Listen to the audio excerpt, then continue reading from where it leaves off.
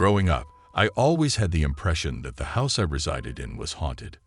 Feelings of being watched, strange noises, and generally unsettling vibes, especially in the basement and on the top floor of the house. It wasn't a particularly old house. It was constructed in the 1940s, and my mother, her two sisters, and my grandparents moved in as youngsters in the 1950s.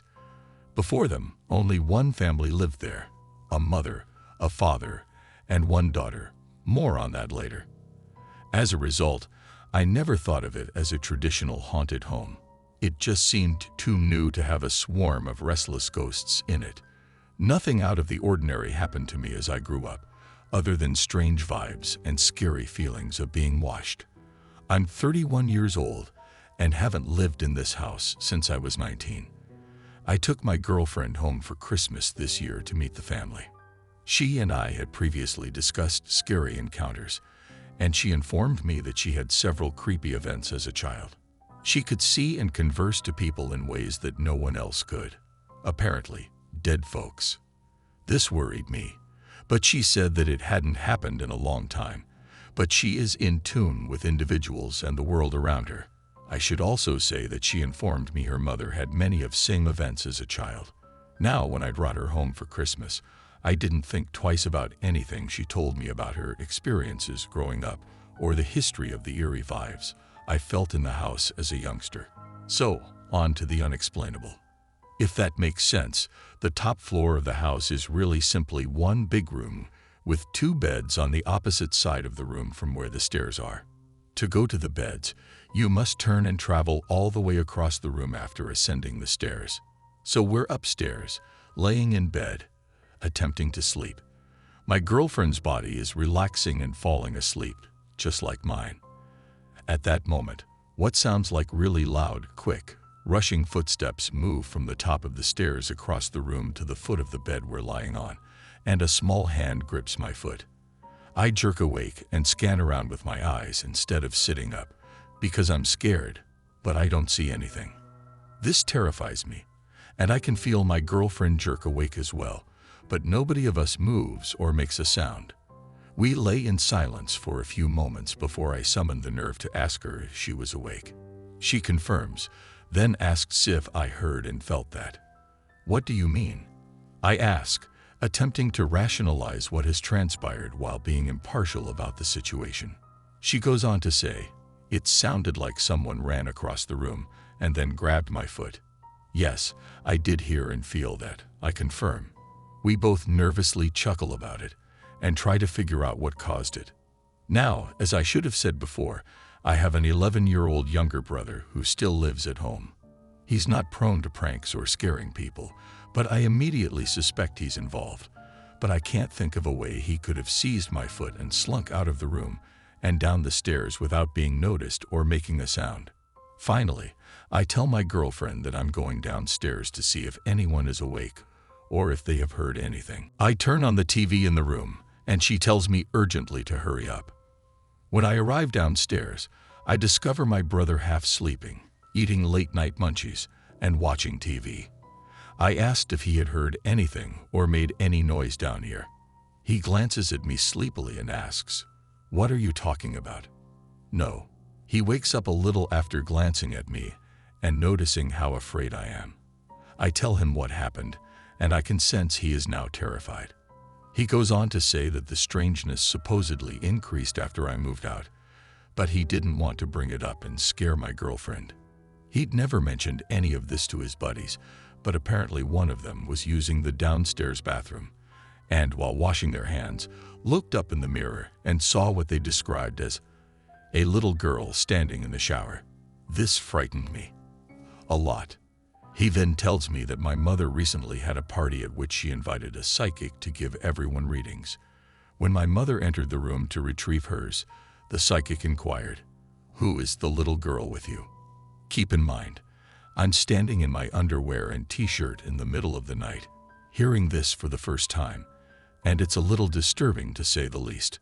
I decide to keep everything to myself and return upstairs to talk to my mother about everything in the morning. I return upstairs and tell my partner that I don't have a sensible explanation for what happened and that we should just attempt to sleep. We decide to leave the TV on because we are still somewhat scared. We lay there for what seemed like an eternity, finally drifting off to sleep, when a tremendously loud bang, bang, bang occurs directly next to my head on the wall where we are laying in bed. I instantly stand up and cry, "Leave us alone," before lying back down. My partner is whimpering softly, and I'm really terrified. She eventually falls asleep after a few hours, and I recall seeing the sun rise before ultimately falling asleep for a few hours. When I tell my mother about it the next day, she gives me a funny look and says, "I know. It's been strange years since you left, and I think I'm starting to understand why." She tells me of seeing a small floating light in her bed at night, feeling someone small, like a small child, tugging at the bottom of her blouse, and then dropping a massive bomb. When she and her family first moved into the house, my grandmother and mother started digging up the backyard to make room for a garden. While excavating in the backyard, they discovered a little box with some badly worn scraps of paper that they couldn't read and a jar with what appeared to be a black, thick liquid that they couldn't read. They didn't think anything of it at the time, other than it was weird, and dumped the box and its contents away.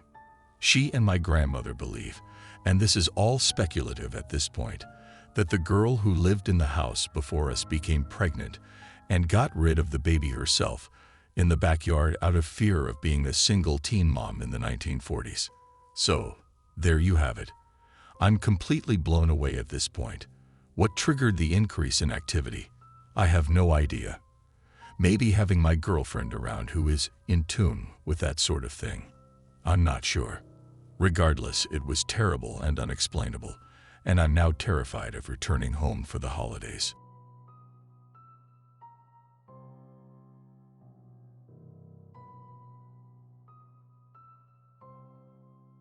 Oh, the joys of the season. A season of warmth and gladness. It's a time for sorcery, superstition, gloom, and boredom. It is, at least in Russia. It was finally December in Primorsky, Russia's far eastern area, and I was eager to enjoy Christmas, or whatever they called it, now that I had friends and a partner to share it with. I knew we'd have to make time for babushka, but it was a sacrifice I was willing to make. The feast of St. Nicholas went off without a hitch, a kind of Russian Thanksgiving, where family and friends came for a large feast and chatted about good and bad times, while babushka's neighbor got drunk, nude, and passed out in her sauna. Fortunately, we discovered him before he became dehydrated. The holidays, oh the holidays. The Russian Christmas season, it turns out, begins only with the Feast of St. Nicholas. Then there's Novoye Rождество, or New Christmas, which Catholics and several other Western religions observe on December 25th. Then there's New Year's, which was the biggest winter festival in the Soviet Union. Because Christmas was prohibited as a religious festival, religion was forbidden. Russians celebrated the same way they would on Christmas, but on January 1. Then there's Old Christmas, which is still observed on January 6th, as it was on the ancient calendar. All of these dates perplexed me. Did we get gifts on all 3 days? Could I get gifts on all 3 days, even if no one else did? These were essential questions that needed to be addressed. The Christmas holiday breaks are so extensive, and so many people are on paid vacation for the entire season. Many Russians become bored halfway through and yearn to return to work. I truly, really want it.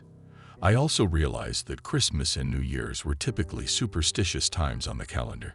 Fortune-telling, peculiar rituals supposed to keep evil spirits at bay, and of course, one of the favorite holiday pastimes, the Ouija board, were all popular party games during these joyous, family-filled times of the year. Don't worry, this isn't another Ouija board story.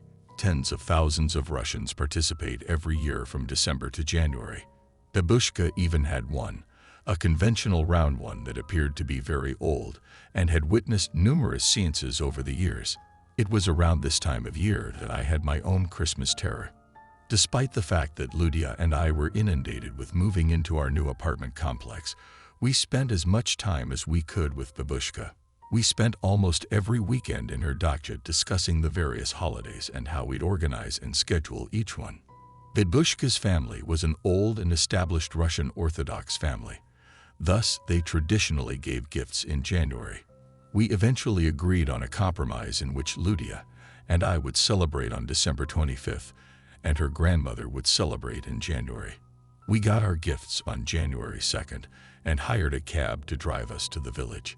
The train wasn't very practical because there was so much to convey. Babushka met us at the door and supervised while we unloaded our belongings. She was her usual assertive self, lingering after kissing me and greeting and grasping at me as I passed by. She'd say stuff like, "Silny, oh how strong," and I'd call her Turkey, slang for tart, or other things. Her beady little eyes twinkled as she laughed. She enjoyed every minute of it. When we were finished, I settled into one of the downstairs bedrooms. I've always been bad at wrapping gifts. They always look like I used my feet, with tape all over the place and seams exposed, disclosing the contents. I waited until the last minute, dreading that idea, and now had to finish wrapping everything for Babushka and Ludia's other immediate family. I heard a knock on the door after a few minutes of focused failing. Ludia and her grandma were on their way to the village center to have dinner. I told her what I wanted, and then I heard the front door to the dacha close. It didn't hit me right away, but this was the first time I'd been alone at Babushka's house. I'd stayed there several times in the last few months, but there was always at least one other person there with me. I worked diligently for around 15 minutes before being interrupted by a tapping sound. I came to a halt and peered up, attempting to figure out where the noise was coming from. The room wasn't particularly spacious, and the windows were firmly shut, so there couldn't be a draft. It restarted a few seconds later. Tap, tap, tap. I rose up and walked over to the enormous picture window across the room, slid the curtains back. The windows were mostly iced over, but there was no movement visible. I checked that the latches on each of the 3 windows were securely latched by testing them. I had just slipped the drapes back into place when I heard the tapping again. Tap, tap, tap again. The sound seemed to be coming from somewhere behind me, perhaps the door. I walked out of the small bedroom and down the hall. At first, I thought it was a trick played on me by Babushka. Tap, tap, tap. I moved out of the corridor that led to the bedroom and into the huge living room, where Babushka liked to entertain her guests. Every wall in the room was covered in small souvenirs, portraits, religious icons, and the like, accumulated over a lifetime. Because there was no fire, the vast room was rather cold, and I recall shivering and rubbing my arms. Out of the corner of my eye, I glimpsed something. Dark figure against the color of the light streaming down the hallway from the bedroom's open door. I turned my head, but there was nothing there. Only the long, narrow corridor, and the light from the bulbs in the room where I had been working remained. With so many strange angles and things covering every surface, the house was somewhat frightening on its own. Shadows played bizarre games. When I switched my attention to them, I was moving while you were gazing away and snapping to perfect stillness. I strolled around the living room in a circle, turning on lamps as I went. Even with all of them turned on, the room had only a faint glow, not even enough light to read in. Babushka liked things that were gloomy. Tap, tap, tap. The sound had returned, so I exited the living room and made my way to the front door. The entrance was not locked, as is common in these places, and through the iced-over glass in the center of the door, I could see the halo of a street lamp. Turning the handle carefully, I yanked it open in an instant, expecting to see some neighborhood child pulling a prank. The outside world was completely silent. Soft, dry snow was falling like talcum powder drifted down from the inky black sky above. There was no moon or stars, only snow, and the amber glow of the village's sodium street lights bouncing off the powder, giving everything a crisp golden shine. The sole footsteps in the snow belonged to Ludia and her grandmother, who moved from the front steps to the center of town. Even those footprints were fast filling up, wiped out by the night's winter storm. I looked around the home, but no more tracks were apparent. There were no birds or animals to be seen, simply complete silence. By the time I got back to the front entrance of the house, my limbs were completely numb. I hadn't put on a jacket or anything before heading out, and now I was suffering the consequences. I returned to the entry hall, shut the door behind me, and took a few steps back toward the living room. I could tell the tapping sounds weren't tapping at all from where I was in the home. They were the sound of footfall. Someone could be heard in the room just above the front entry hallway. The steps started and stopped, as if someone was pacing, swaying, or dancing to a beat. I returned to the first-floor bedroom as quietly as I could and gathered my cell phone. If there was an intruder in the house, I wasn't going to alert them. I carefully made my way up to the second floor and down the corridor toward Babushka's bedroom, the room right above the front door. Her door was wide open, and her drapes were all drawn back, letting in plenty of light from the street. The first thing I saw was a shifting shadow in front of the wall across from the entryway. It flowed back and forth across the surface of the wall directly across from me in a constant beat. I lifted my phone and tapped 102 police emergency onto the touch surface, ready to make the call if necessary. I shifted my position closer to her room's doorway so I could see further around the corner. The source of the shadow was a blanket, shawl, or something draped over the arm of a chair, swinging back and forth as if a continuous wind blew on it. Yet all the windows were closed. That was about it for me. I dashed down the stairs and out the front door, following what remained of the footprints to meet Ludia and her grandmother. She groaned, rolled her eyes, and scoffed when I told her what had transpired. Ja skazal, Chito dom presleduvykt. I warned you that the house was havented.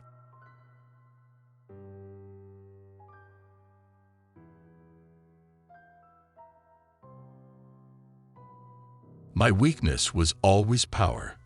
I don't mean that in the inspirational sense of fairy tales or the children's book of virtues. I literally mean it. I will do anything for power. Anything. And I did. I believe my drive to power derives from my unhappy childhood. It's pointless to go into detail, so let's just say my life began out dreary and just got worse as I got older. I, too, became gloomier, colder, hungrier, and nastier. My sole solace was my individuality. I was aware that I was distinct from everyone else. I had various thoughts, different behaviors, and different feelings. I was simply unique. As a result, I was unique. My grandparents, who had assumed custody of me after my mother and father died and were imprisoned, disagreed. They took me to the doctor because they thought I was sick in the head. When all of the medications and syrups were ineffective, they took me to Serenity Falls lone psychiatrist. The appointments were always at night, frequently after the clinic had officially closed, due to my grandparents' hectic work schedules. I always entered through the back door, which led directly to his office.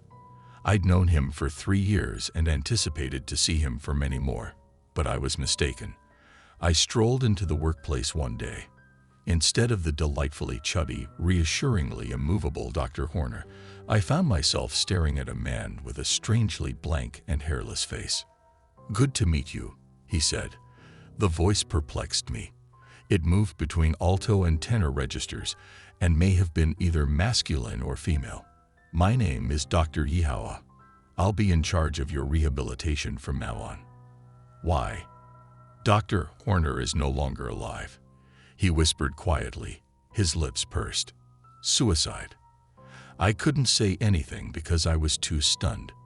"I met with you today to make the transition as easy as possible, but I practice from home.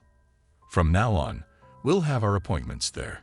He handed me a plain white card that read, "Dr. Yihawa." "Indeed, okay," I said, 26 Adonai Road. Dr. Yihawa's small residence was located on a forested hill some miles outside of town. I don't think the road was even officially called. Instead of a street sign, He had a hand-painted piece of plywood that read adorned. My granddad complained about the drive. 15 miles, I exclaimed. 15 miles outside of town.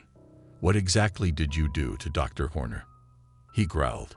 Did you scare him off, you little psycho? I didn't respond. It was hardly worthwhile to respond to my grandfather. Dr. Yihawa's residence seemed oddly majestic, despite its diminutive size. An old-world European estate squished into a half-dilapidated Midwest cottage. I fell in love with it right away. Our first meeting began with greetings. Dr. Yihawa then brewed me tea, rooibos, which I still enjoy, and we got down to business. Tell me about yourself, he asked. I was born in town. My thoughts strayed.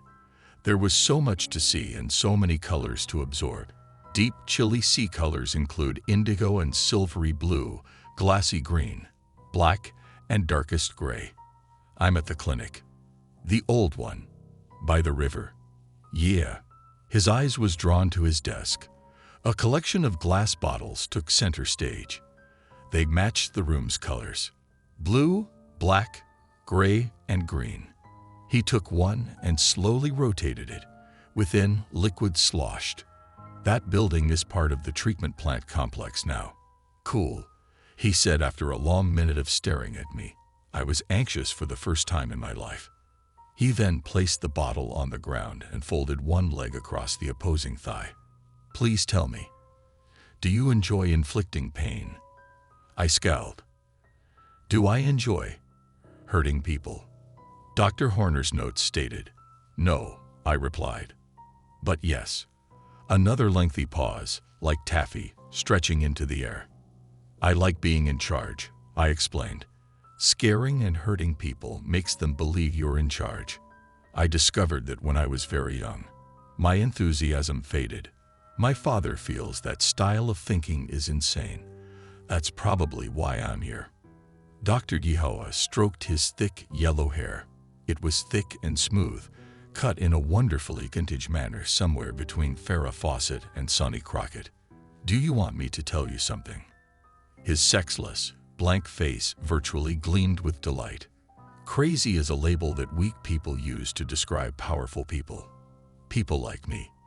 And people like you. You are not insane. You're just powerful.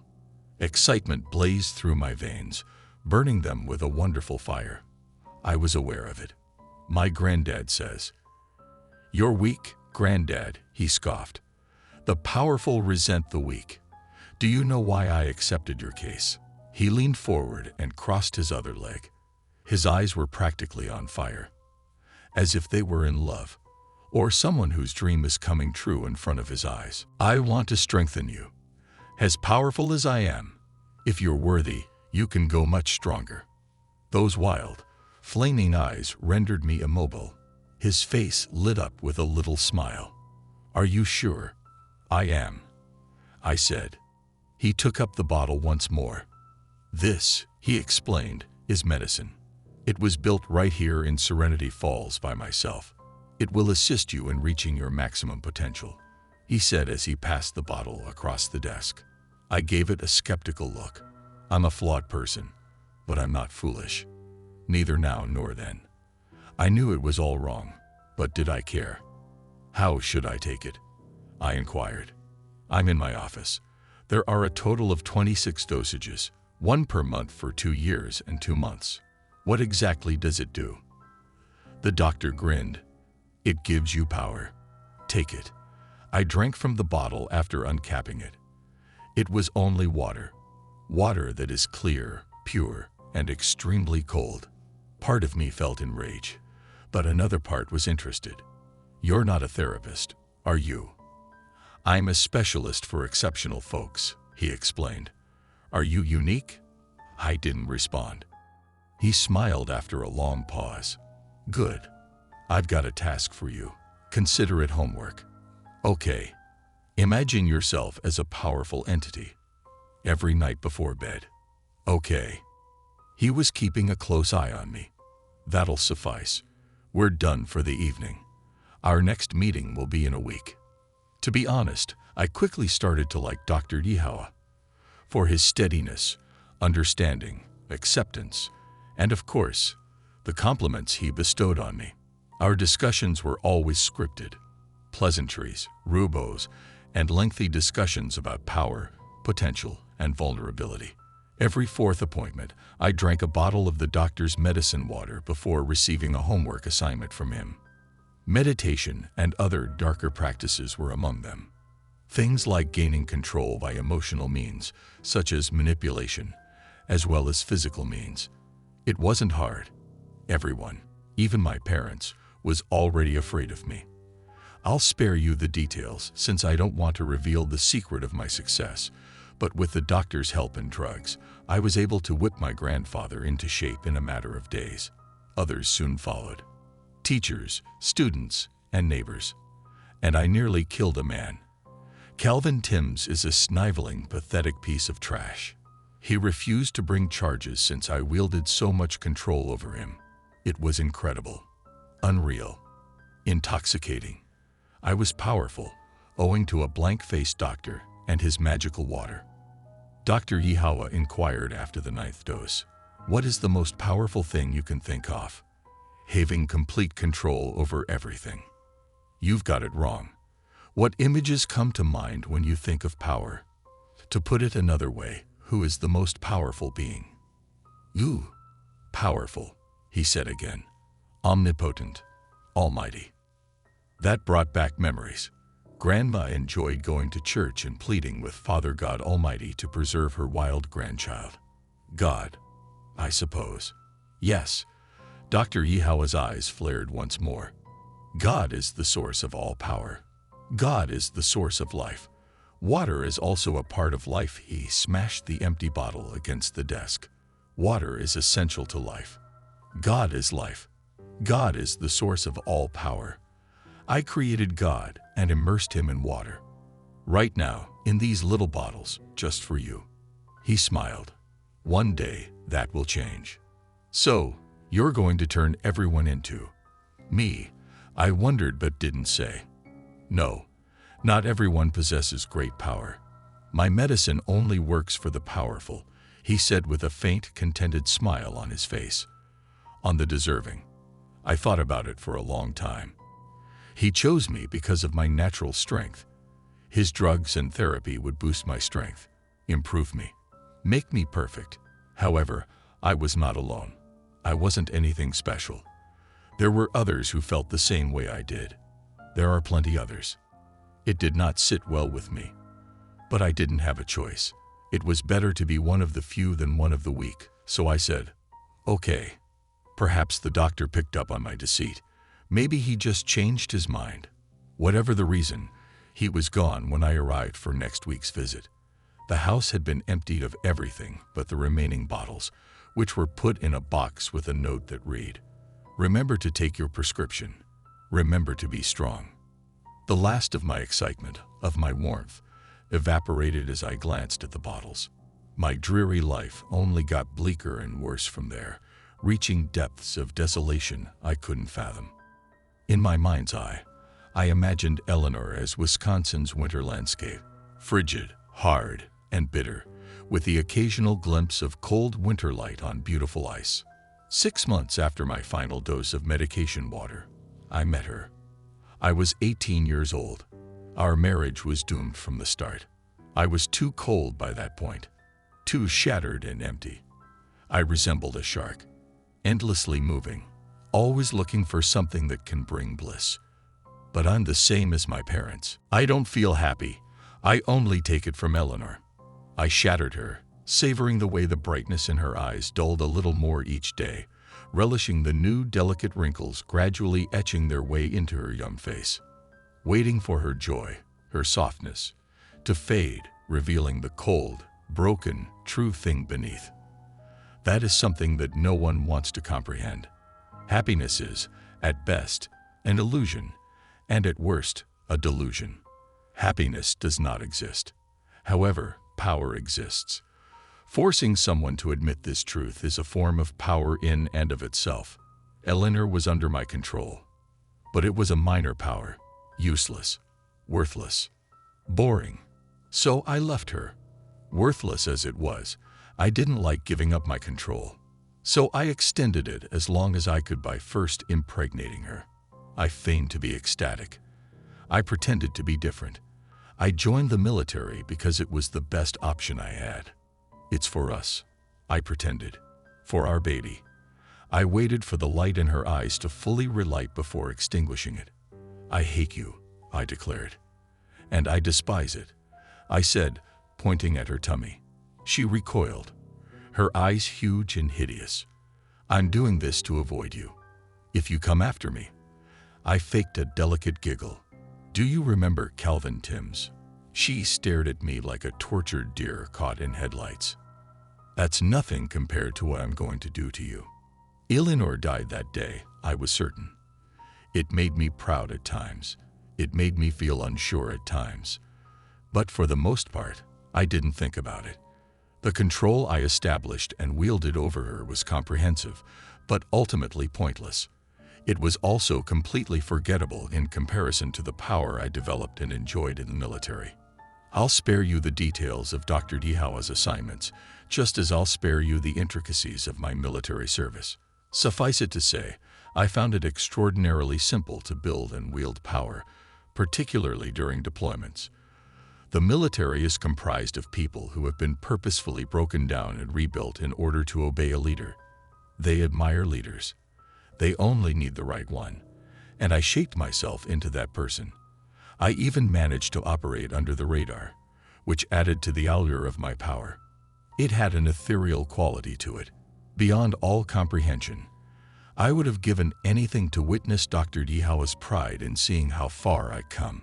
I could practically feel his medicine running through me at times. Cool, pure, clear.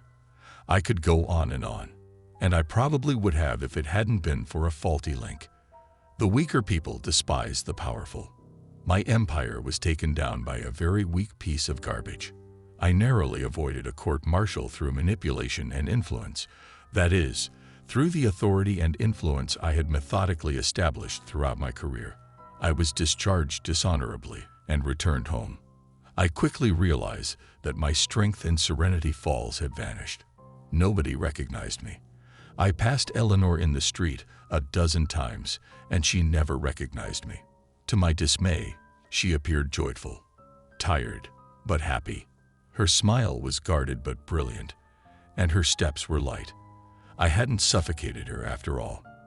This perplexed me. For days, I followed her throughout town.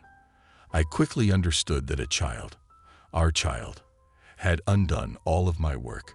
This clearly made me weak. Dr. Dihawa would be devastated if he found out. This knowledge broke my heart.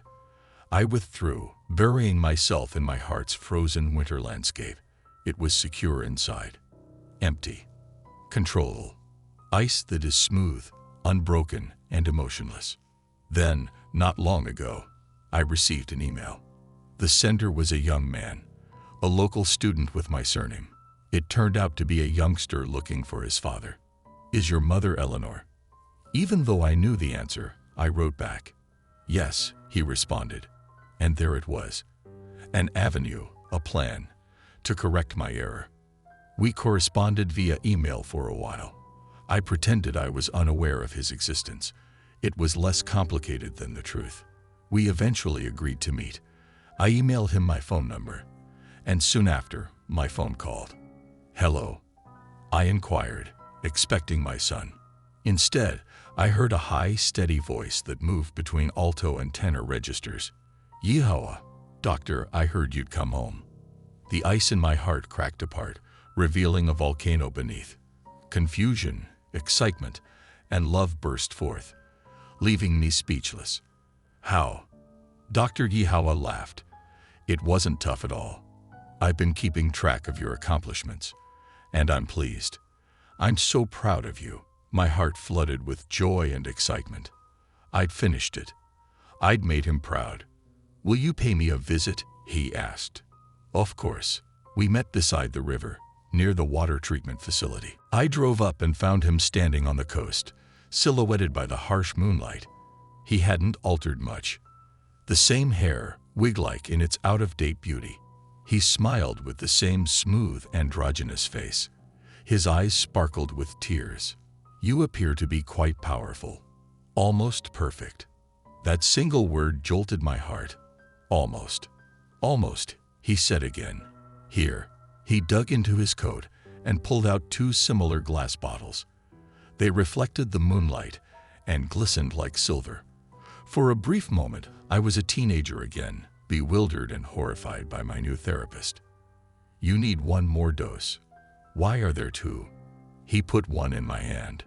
"Drink." It was so chilly that it stung my mouth and hurt my teeth. When I was finished, he stated, "I have an assignment for you. One last bit of homework." I stood there passively watching him. Moonlight shone through the clouds, dappling him with silver light and blackness. "I have one more request from you. Or, more precisely, you require one more thing from me. A final act to consolidate your control. Once you've done it," he shook the second bottle vigorously, "you'll get your final dose." He emphasized that strong gods, truly big gods, must shed blood. The ability to take someone's life is a powerful one. Another, possibly greater, power is the ability to transcend human relationships. "Prove to me that you're powerful. Prove to me that you are deserving," the doctor stated. "Take the life of your son." Smugness and pride erupted. I devised this scheme entirely on my own. Killing my son would accomplish two things. It would demonstrate to Eleanor that I was still in command, as well as accelerate me to the perfection condition Dr. Dihawa had long desired for me. The doctor misunderstood my confident silence for uncertainty. "If he's strong, he'll survive," he assured. "He won't if he isn't strong enough." "And is that truly a tragedy?" "Of course," I replied. "The world doesn't need any more weakness. I'm not a heartless person. I spent several hours deciding how my son should die. I decided to drown. This time of year, the river would be terribly, paralyzingly cold, possibly cold enough to paralyze him. While drowning is unpleasant, the body releases one last burst of chemicals that puts you in a trance-like state. That seemed fitting. I wanted to provide joy to my kid, so I planned our reunion at the falls. It was simple to persuade him. I lied and said I'd taken his mother there on our first date. He wanted to bring his mother with him. My heart's ice fractured once more, revealing that volcano. Eleanor. Except she hadn't. She was the first woman to feel the full force of my might. She'd escaped with our child, so she took her heart with her. All of my effort was undone. "Of course," I replied. When my son mentioned that they could be a few minutes late due to Eleanor's work schedule, I offered to bring him up. "She can follow when her shift is over," I suggested to her. The night I finally met my son was lovely and freezing. He was smaller than me and had his mother's hair and nose. We drove to the trailhead near the falls. He was too shy to look me in the eyes for long, but the few times I did, I saw hope. Hope that shines brightly and profoundly. We got out of the car and started hiking to the falls. An enormous, jagged palace of ice and diamonds sparkled beneath the moon. We stood there for several minutes, staring at the frozen falls. My son soon began to shiver. I wrapped my arm around him and drew him in. His chest tightened. I claimed I wasn't aware, but disappointment grew in my stomach, already crying. I pondered, how pathetic of him. Once he calmed down, I inquired, "When is your mom going to be here?" "Not for at least an hour." My mood deteriorated even worse. "Would you rather wait in the car, where it's warm?" "Why did you really leave?" he exclaimed, trembling. I was overcome with irritability. I stepped back and gazed out over the falls, carefully selecting my next words. "But why is this so?" I was squandering my time. I was being a wuss. "I lied earlier," I said. "I did know you existed before today." "Then why did you?" "I wasn't ready." "I loved your mother," I said, "but I wasn't ready to start a family. I apologize." My son shook his head. His voice was husky as he talked. "Did you really serve in the army?" I was. "Are you a diplomat? What about a doctor?" I burst out laughing. Is he a diplomat? A physician? Oh, Eleanor. But you really loved my mother. He was adamant. I do it still. Most importantly, I lied. That is why I am here.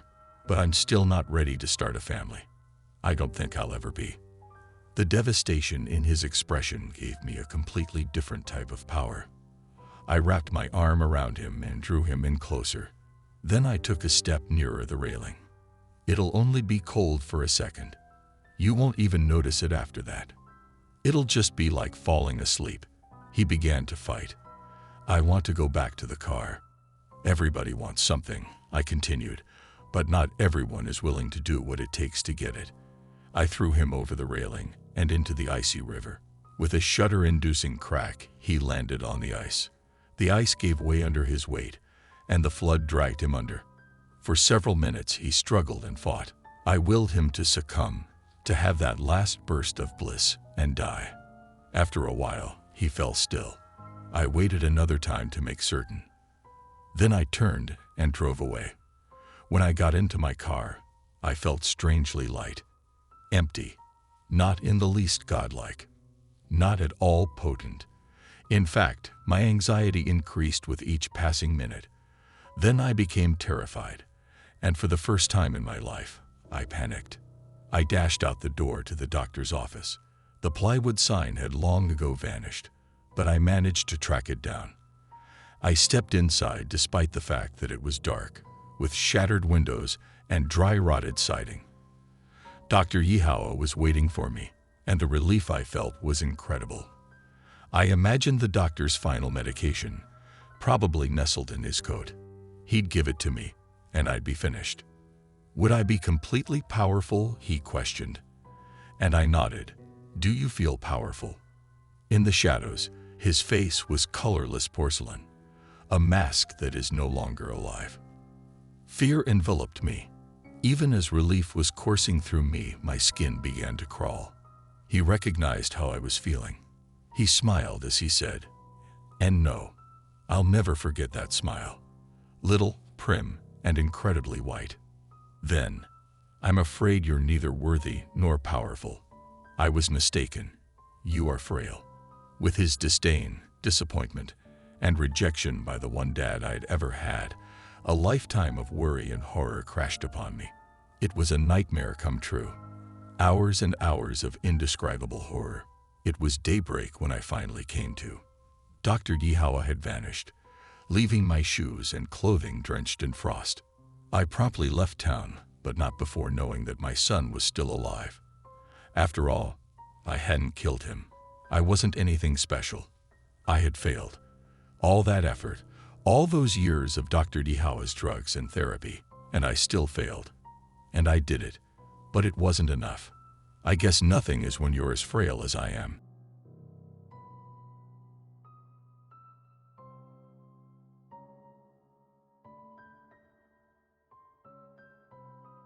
The first time you meet your girlfriend's family is crucial.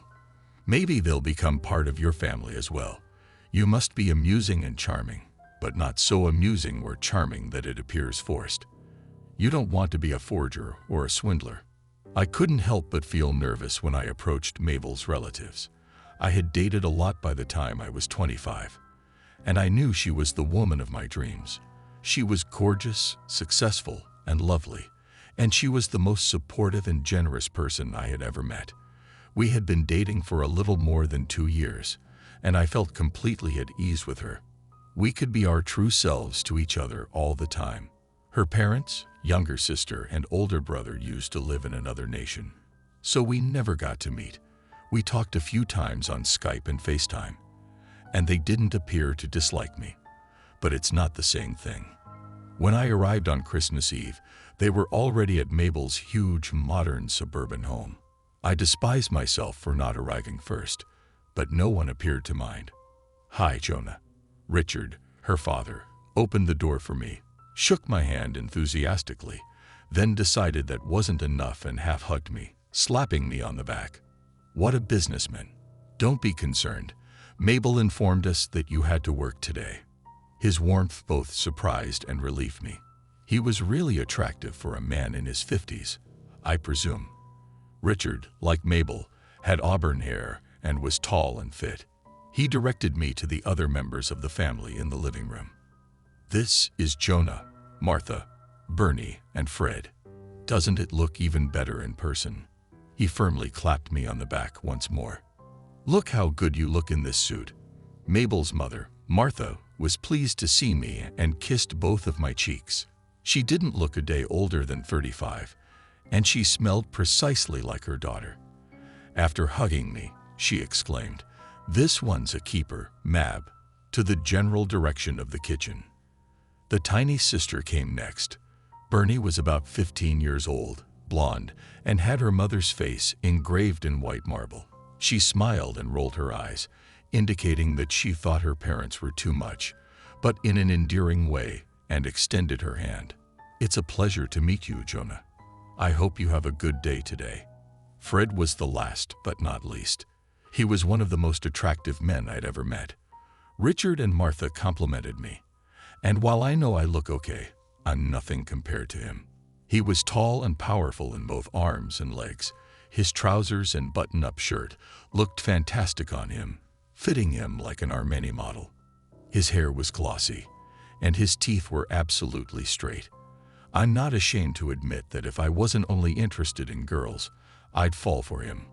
None of them looked this amazing on video, but I chalked it up to the frontal camera/webcam quality. That explains why they complimented me. I was most likely fucking ugly during our calls.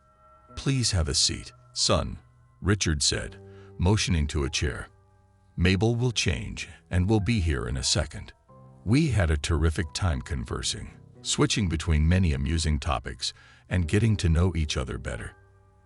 Every one of them was fascinating, and I couldn't wait for them to become my family. Sure, I adore my parents, but they are so ordinary. Mabel appeared downstairs around 20 minutes after I began talking with them. She was breathtaking. Her makeup was flawless, her hair sparkled like rubies, her dress flowed like the wind, and her face was sweeter and more beautiful than ever. I was actually awestruck, and I regretted thinking for a split second after meeting her family that she was the least beautiful of her kin. I couldn't take it any longer. I kneeled in awe, then straightened up and proposed. Been keeping the ring in my pocket for a while, planning to give it to her soon after meeting her parents. It was a little faster than planned. Everyone in the room burst out laughing. Mabel said yes several times and gripped me strongly. The others joined us in the hug after a few seconds. It was the ideal Christmas with the ideal family. I'm so glad our family is complete now. Richard's eyes welled up with tears, and he squeezed my face between his hands before kissing my left cheek. "So, please, let's eat," Bernie said, a typical frustrated adolescent tone tinged with excitement. The tidbits I had earlier were not enough. "Of course, sweetheart. Let's head to the supper table, Jonah. The boys will get the main course," Martha said as she led me to another room. The table was long, full of side dishes, and well set. Richard and Fred soon entered the dining room, carrying a massive plate piled high with a roasted person. I thought my eyes were playing tricks on me, but nothing else could have been this size and shape. "It looks delicious as always, sis." Bernie was happier today than he had been before. "Is this?" I rambled on. Mabel said, "A human," as if it were the most normal thing in the world. As if it were just a turkey. "It actually tastes great roasted if you know how to adjust the oven temperature. And boy, does she know," Fred added, smiling as he began to chop the meat. "The seasoning is amazing too." A closer inspection revealed that the body belonged to a young boy. Bernie ate her first bite greedily, and her beauty and youth became uncanny, almost unpleasant. She seemed to be gleaming with an ethereal brightness. "Come on, son," Richard said fatherly. "We're beautiful, wealthy, intelligent, and successful. Who gets that without a little ritual here and there? We only have to do it once a year. It's a fantastic value." Martha made a joke as she dished herself potatoes and one of the feet. When she noticed I was staring at her plate, she smiled and explained, "I just love to nibble on the bones." It doesn't even have to be a female virgin. This would be tedious and old. We can make do as long as the person is young and lovely. This is some frat guy who tried to seduce my friend, Bernie revealed. Well, not on my watch. All of their explanations convinced me that everything was perfectly reasonable. Don't you love me? Mabel fluttered her lashes, knowing full well that I adored her above all else. Don't you want to become almost perfect, like us? We know damn well that a couple that performs rituals together stays together. Son, Richard added, winking. Martha and I have been together for 40 years. It's a given. I didn't respond because I had made up my mind. I simply cut a slice of the leg and chose to participate.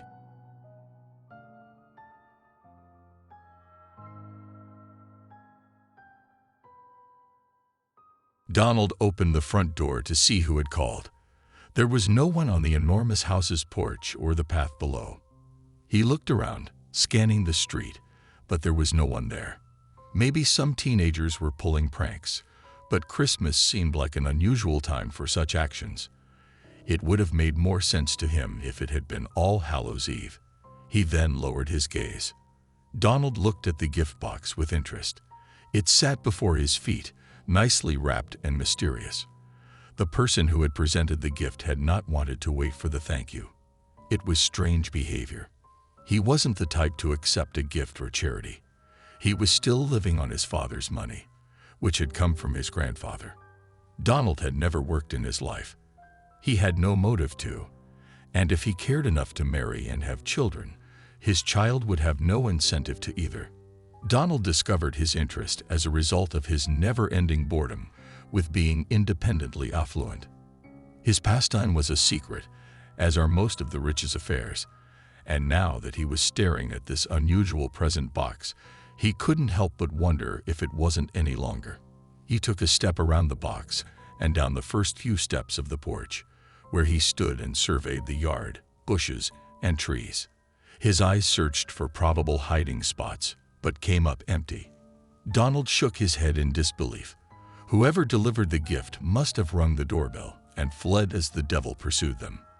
Turning around, Donald bent down and picked up the present.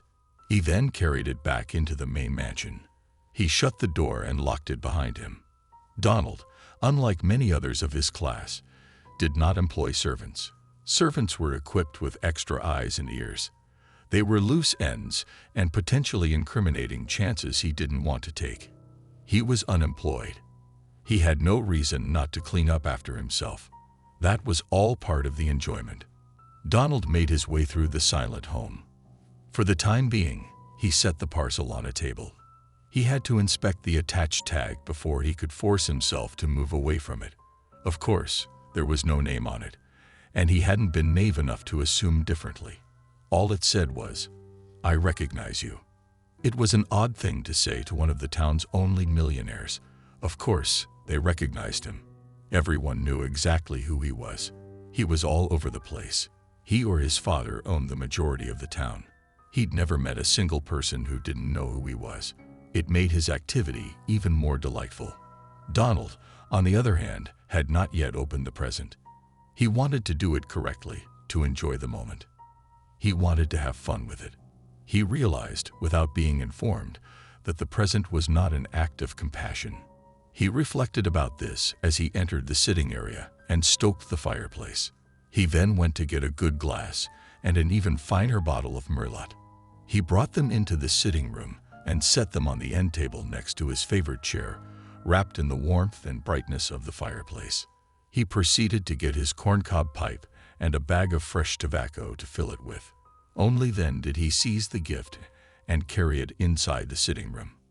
He poured himself a glass of wine and lit his pipe, taking several deep breaths. He then placed the gift on his lap and took another look at it. "Who are you?" he explained. "From where did you come?" He placed his wine glass on the table next to him and began unwrapping the paper. Nothing came out. Nothing blew up. There was a box, a Christmas box, with images of Santa placing gifts under a beautifully adorned tree. He smiled at the sight of it. This was an excellent game. Outside of his father, who was currently hospitalized and in a coma, he had no family. He didn't have any buddies or significant others. He took women when he needed them, but he always dumped them when he was finished with them. He didn't need to keep someone for a long time. He had fans because of his wealth, but if they were going to give him a gift, they would want him to know who gave it to him more than anything else. It prompted the question of who was said to be celebrating the affluent loner in the big mansion at the top of the hill. Donald sipped his wine once again. He closed his eyes and savored the flavor, cinnamon and pine hints whirling in his mouth. It was the ideal combination for the season. He replaced the glass and removed the lid from the box. There was a large book within. He took it out and laid it aside for the time being. He turned the box over and upside down to examine it. There was nothing else to be found but red and green tissue paper. Donald's interest had been sparked. He placed the box alongside his chair on the floor and packed it with wrapping paper before carefully replacing the lid. He inhaled his pipe and stared at the book, his fingers brushing against his beard. It looked like a photo album. Perhaps the present was from a fan after all. He raised it and yanked the cover open. He breathed as he saw the first snapshot. He carefully caressed the photo with his fingertips. Whoever gave him the gift was a fan of his hobby. He remembered the girl from the photo, her loving grin, despite the fact that she wasn't wearing it in the photo, and the way her eyes bulged as he strangled her. She was his first love. He remembered how she begged him for mercy even though she couldn't talk, and how thrilling that was for him. He grinned as he looked at the photograph. He hadn't expected it to return his smile. Then, as he rested on the page, a hand stretched out of the photo and grabbed his. He was suddenly transported to another location. A woman was sobbing and drinking at her kitchen table. The same image that had brought him here was on the table in front of her. "I was all she had," claimed a voice from his past. "All she has now is grief. You did it." He was in a new spot at the time. A guy and a toddler sat in front of a Christmas tree.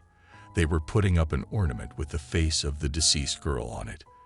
"Thanks to you, there is a widower and a boy without a mother. Donald, the ramifications of your actions reverberate around the world like a pebble thrown into a pond. You are a tumor." Donald sat up in his chair, startled. He tossed the photo album to the ground. What kind of spell was this? Was he supposed to feel guilty? "I don't," he declared aloud to any spirits who were listening. "I take pleasure in other people's suffering. Your efforts are futile." Then pick the book back up and turn the page, someone said into his ear. It shot shivers up his spine. "Enjoy the suffering within." "I will," he yelled loudly. He nodded and took a big swallow of wine. He puffed on his pipe till his heart rate dropped. He then nodded again and picked up the book off the floor. He flipped the page. He knew who would be his second victim. He hoped he remembered her name. Details about people, on the other hand, were irrelevant to him. They were objects to be used and discarded. But she was stunning, wasn't she? Donald recoiled when the photo's visage distorted into one of rage. The tiny fingers then poked through to clasp his hand once more. A doctor was paying a visit to a girl who resembled the one in the photo. Even as he watched the doctor administer drugs, he knew it was impossible. She had died. He dug her grave himself. Nonetheless, she was present. She couldn't function after her twin died. She is aware of it at all times. Essentially, she is also dead, the faraway voice said to him. "You did this." "I did," he responded, adding, "and I would do it again." Then he saw a body wrapped in a sheet being wheeled out a house's front entrance. He blinked and watched it pass by with interest. "Under there is my father's body. He couldn't bear the thought of failing to protect me from you. He committed suicide." They were then inside the house. There was a woman seated on the floor, her vacant, hollow eyes staring out. "Your mother, I presume," Donald explained. "Yes, she never fully healed. I'm getting bored. Who will be the next?" Donald said it agitatedly. He then sat back down in his chair. "Don't you realize?" He heard a voice speak in his ear. Donald refilled his glass with wine. His shaking fingers revealed the nerves he pretended not to have. His pipe had been kicked. He groaned and placed it on the table. With shaky fingers, he sipped the wine. He then exhaled deeply and turned the page. "Let's get this over with," he said confidently. The brunette in the picture didn't hang around for his nostalgia. She reached up from the photograph and gripped his arm, a quiet cry on her lips. He yelled out, indicating that this pattern was bothering him. He was then in an alley. There were both males and women scattered about. They were cold and coughing. They were immersed in a narcotic high and the last sips of a bottle of liquor. "These are all the homeless people I worked with before you took me away from the world," the deceased girl explained. "I was the only one that assisted them. Because of you, they lost their one ally." They were standing in a morgue at the time. There were dead all throughout the place on tables. "These are the ones who have already been lost," the child explained. "It became too cold. They had no bedding and no place to stay.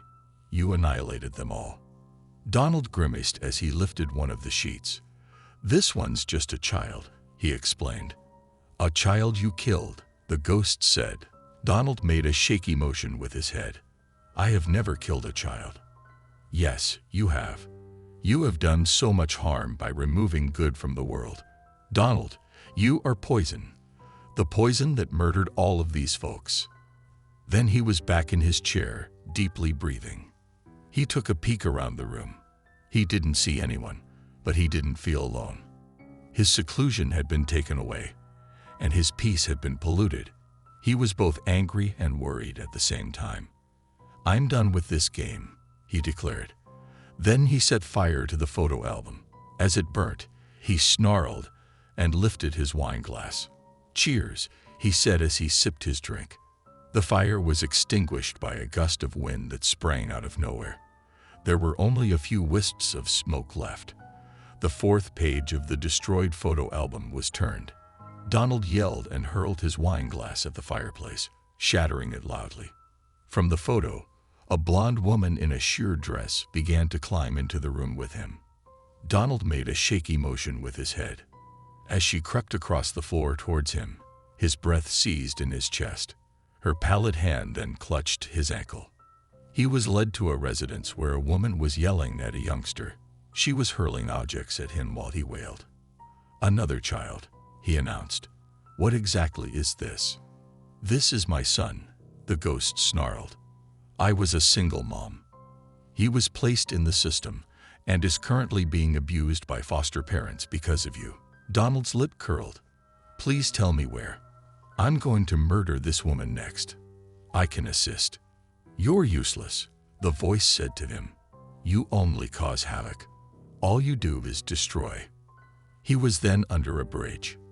He noticed an adolescent lad shivering and rocking. He recognized him right away. He was the boy under the sheet who had been shown to him by the previous ghost. "This is my other son," she introduced him. He ran away from his abusive foster parents and lived on the street until he got pneumonia. Donald sat back down in his chair. He yelled angrily and slammed his fist on the end table. The wine bottle smashed on the floor at his feet, pouring scarlet into his pricey oriental carpeting. "I did not intend for him to be hurt," he yelled. "How could I have known? You have no idea. You don't care." A murmur entered his ear. "You take without a single thought of the repercussions." Donald shot to his feet. "There are no consequences. I am wealthy. This town is mine. I do exactly what I desire." "Yes, you do," Donald hissed as the page flipped again. He dashed over to the book and took it. As soon as he did, a hand appeared from the picture and tightly gripped his arm. He was then in a hospital. He was aware of it. His father was staying there. They were in his wing, then his room, and finally inside. The nurse was smoking the cigarette and scorching him. "I worked as his nurse. Of course, you were unaware. You didn't bother learning anything about the lies you ruined," the ghost said. "Every day, I took care of him and tended to him. This woman took my place. She is like you in that she likes the misery and suffering of others. Your father is powerless to stop her. Every day, he is tortured in his sleep. Donald hissed at her. Do you believe I care? He chastised. He has no meaning for me. All I need from him is his money, which I already have. Allow him to suffer. They winked their way out of the room. She then led him across the wing, showing him all of the other persons who had died in the same way. How about them? She inquired. Fine. I'm going to kill her. Let me murder her, he said. She can't hurt these people if she's dead. You won't be killing anyone else, the deceased girl told him. He then returned to his sitting room. His legs felt like they were made of rubber. The apparition had vanished, but the book remained in his grasp. He slumped back in his chair before collapsing. He lowered his gaze to the book in his hands. The final girl he killed was his last, yet the book had another page. He could sense the threat in what she said to him, yet he couldn't shake the tug. He needed to know what was on the previous page. He'd already attempted to burn the book. The outcome of the game was predetermined. Whatever his fate was, this was it. His heart was pounding against his rib cage. He was the most terrified he had ever been in his life. His trembling hands clutched the page and turned it. The last page was empty. What exactly is this? I'm not sure, Donald answered. That's your page, the voice said quietly in his ear. There is nothing to show you, no one to miss you, no one to mourn your death. There is no reverb or ripple. There simply isn't anything. The temperature dropped dramatically. Donald tossed the book into the shattered glass, spilling wine at his feet. As shadows passed in front of them, the lights flickered and diminished. All 5 women appeared in the room at once, crowding him and pressing in closer. Away from me, Donald yelled. You can't do it. You're no longer alive. You are all dead. I murdered you. I murdered you. Yes, you did, said the first female. You killed us all, said the second. They were on him at that point. Now we're here to return the favor, the third girl explained. They reached for his throat with their phantom fingers. Merry Christmas, remarked the fourth girl. They grabbed the fifth after he just smiled. They snuggled together and watched as he battled, his eyes bulging. As the air was squeezed from his lungs, they listened to him scream for compassion in incoherent phrases. As the air left him, his fingers sank into the arms of his chair and his knees kicked. The large home was then calm and still. All 6 of them had vanished. Outside, carolers' harmonizing voices accompanied the jingling of bells, and life carried on.